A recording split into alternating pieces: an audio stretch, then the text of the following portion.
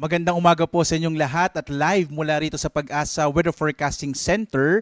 Narito na yung ating latest update sa ating binabantayang bagyo na si Bagyong Gardo. So ito po yung bagyong pumasok ng Philippine Area of Responsibility kahapon. Kahapon din po ay lumabas na yung bagyo namang si Francisco bandang alas 7 ng gabi. Sa ating latest satellite images, makikita po natin yung bagyong si tinawag po nating Francisco na may international name na Mekhala ay humina na po, no, isang tropical storm na lamang at nandito na lang siya sa ang huli pong lokasyon na to ay 830 km northeast na extreme northern Luzon. So nasa may southern part na po ito ng Japan. Samantala, itong yung nasa loob po ng Philippine Area of Responsibility ay yung bagyong Gardo, isa po itong severe tropical storm. Yung huling lokasyon ng Bagyong Gardo ay nasa 1,280 kilometers silangan ng extreme northern Luzon. Taglay yung pinakamalakas na yung umaabot ng 95 kilometers per hour malapit sa gitna at pagbugso naman nasa 115 kilometers per hour. Ito ay kasalukuyang kumikilos, pahilaga-hilagang kanluran sa bilis naman na 25 kilometers per hour. Mapapansin po ninyo, yung dalawang bagyo natin ay halos sa northeastern boundary po ng PAR.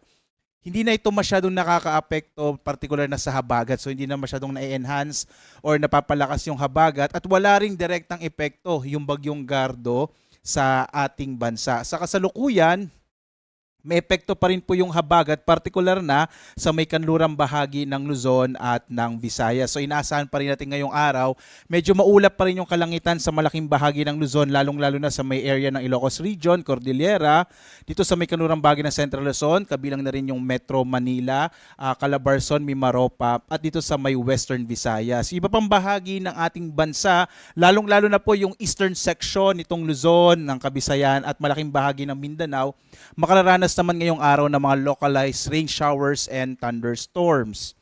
Narito naman yung ating latest track ng bagyong si Gardo. So makikita po natin, ito po yung kanyang lokasyon as of 2 a.m. At posible po ngayong tanghali or ngayong umaga hanggang tanghali ay lalabas na rin ito ng Philippine Area of Responsibility. So halos around 24 hours lang siya nanatili sa loob ng PAR. So posible po within the day ay lalabas na nga ng Philippine Area of Responsibility ang bagyong Gardo at hindi ito direktang nakaapekto sa ating bansa.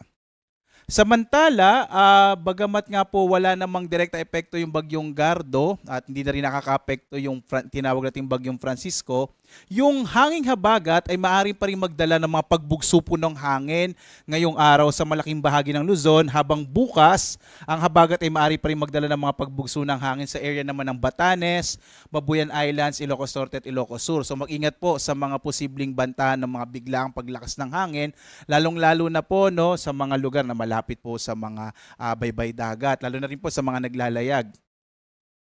Samantala, may nag-issue po pa rin tayo ng weather advisory. So ito po yung inaasa nating lakas ng ulan sa loob ng 24 na oras. So ngayong araw, posible pa rin yung hanggang malalakas sa mga pag-ulan sa area ng Zambales, Bataan at Occidental Mindoro. So iba yung pag-ingat pa rin po sa mga kababayan natin sa bahaging ito ng ating bansa dahil nga posible pa rin yung mga potensyal ng mga flash floods and landslides. So ito po epekto pa rin ng hanging habagat. Bagamat inaasahan nga natin na mababawasan na yung lakas po nitong hanging habagat, sa Sabado or bukas, posible pa rin ang hanggang sa kumisay malalakas sa mga pag-ulan sa Zambales at sa Bataan. So mag-ingat pa rin po, no, sa mga flash floods and landslides sa area sa bahaging ito ng ating bansa. Samantala, over this weekend, inaasahan po natin na yung hanging habagat, nabanggit ko po na medyo hina na epekto nito, pero asahan pa rin, medyo magiging maulap pa rin yung kalangitan, lalong-lalo na dito sa may kanlurang bahagi ng Luzon at Visayas. So bukas, inaasahan pa rin natin, medyo maulap pa rin po yung kalangitan na may kalat-kalat na mga pag-ulan sa bahagi ng Ilocos Region, ilang bahagi ng Central Luzon, sa Metro Manila, posibleng medyo maulap pa rin yung kalangitan, bagamat hindi na tayo umaasa or hindi natin na-expect na mayroon pang mga malalakas na mga pag-ulan. Gayon din po sa ilang bahagi ng Calabarzon, Mimaropa at gayon din sa may area ng Western Visayas. Samantala, sa iba pang bahagi ng ating bansa, this weekend, inaasahan natin mga localized rain showers and thunderstorms naman ang mararanasan. Posibleng medyo maaliwalas ang panahon sa iba pang bahagi ng ating bansa over this weekend. Kasi inaasahan po natin, this weekend ay wala na tayong bagyo sa loob ng Philippine Area of Responsibility at medyo hihina na rin itong habagat.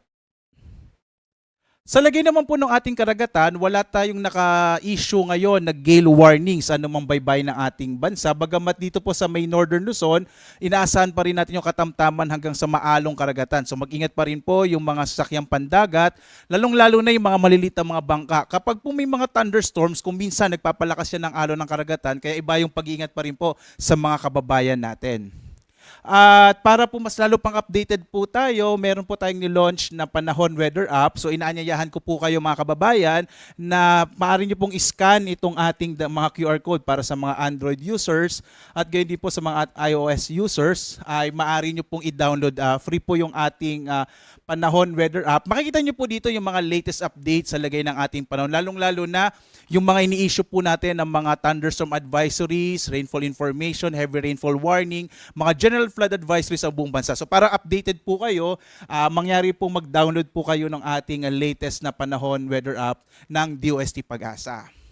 At patuloy pa rin namin kayo inaanyayahan na sundan tayo sa ating iba't ibang mga social media platforms sa X, Facebook at YouTube at sa dalawang websites ng Pag-asa, yung pag-asa.doc.gov.ph at panahon.gov.ph para lagi po kayong updated sa lagay ng ating panahon. At live naman nagbibigay ng update mula rito sa Pag-asa Weather Forecasting Center. Ako si Obet Badrina. Maghanda po tayo lagi para sa ligtas na Pilipinas. Maraming salamat po. Have a blessed Friday sa inyong lahat.